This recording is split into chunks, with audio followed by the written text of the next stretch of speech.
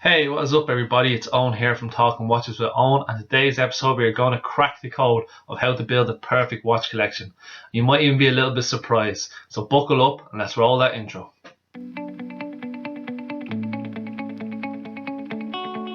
First and most important step in creating your perfect watch collection is knowing who you are.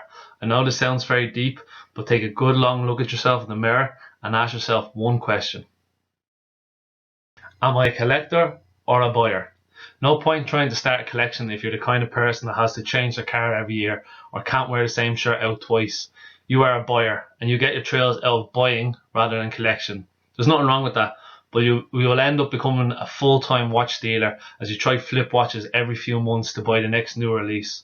While this is possible, you really have to know what you are doing and have good connections in the watch industry so that you don't end up spending lots of money and never getting it back.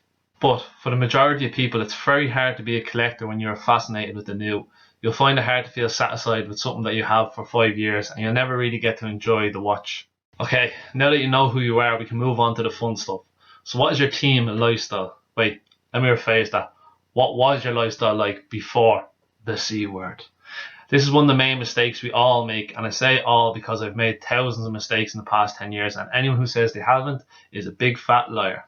So back to the point. Buy watches that suit your lifestyle. You don't really need that 500-meter dive watch when you're afraid to bring your watch into the shower. So a lot of beginner watch collectors feel like they have to tick every box. They need a dive watch, dress watch, sports watch, chronograph, and a vintage piece. They need one of everything. But they might work in construction or be a PT and they only get dressed up on a Saturday night. So the dress watch, chrono, and vintage watch are competing against each other. And as always, only one will ever win. So you end up having watches that you don't wear. So don't feel like there's a template you have to follow. It takes all the fun out of it. You'll make 100 mistakes. You'll buy 10 watches before you have a watch you really like. And you'll then look back on all them watches and say, what the hell was I doing buying them? It's a learning curve. And you'll look back, like we all do, and say the most famous quote in watch collection.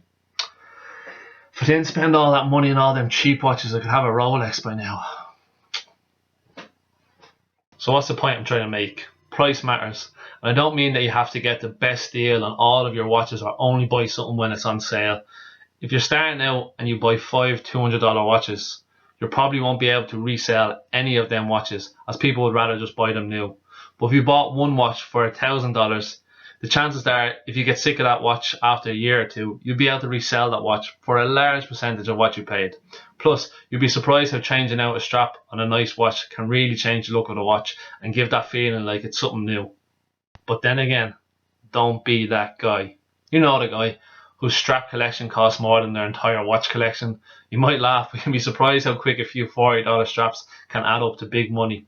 Moral of the story, don't feel like you have to buy new watches every time you have a few extra dollars in your bank account. Think if you waited a few more months, what you could get.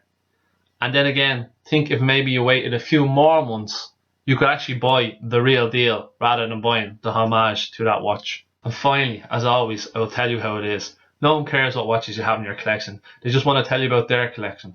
So never spend money you don't have or buy an impulse. You'll probably regret it. And the most important rule of watch collecting, never buy a watch to impress someone or to feel part of something. I've seen so many people buy certain watches because a YouTuber said they had to have it in a collection, or they're in a Facebook group where everyone says this is the most amazing watch, you need it. While it could be a great watch and probably is, it will only take away from your main goals. After giving all my wise words of wisdom and advice, you'd think I cracked the secret code of what a perfect collection is. But to be honest, I'm just as lost as you. Does the perfect collection even exist? I don't think so. But the one thing I do know for certain is watches that have meaning behind them, be it your wedding day watch or a watch your father passed down to you, these are the watches that make watches what they are for me. The greatest stories I've ever heard in watch collecting are never about innovation or the specs of a watch. They're about the story behind the watch and what it means to the person actually wearing that watch. While I have all my grails that I hope to have in my collection someday, I also know the watches that I'll never let leave. And to me, this is a perfect collection. A perfect watch collection is a collection of perfect memories. Watches that really mean something to you. It's not about the value or what someone else thinks of that watches.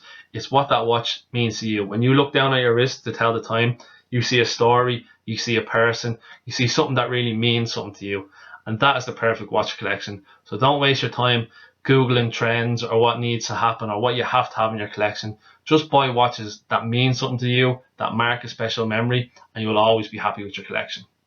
That's all, folks. Really hope you enjoyed the video, and as always, I had a great time making it. So please comment below if you think I missed anything, or as always, please comment, subscribe, like, and if you can, share with your friends. I really want to grow this channel in 2021. So with your help and a lot of hard work, we can do this. So I look forward to seeing you in the next one.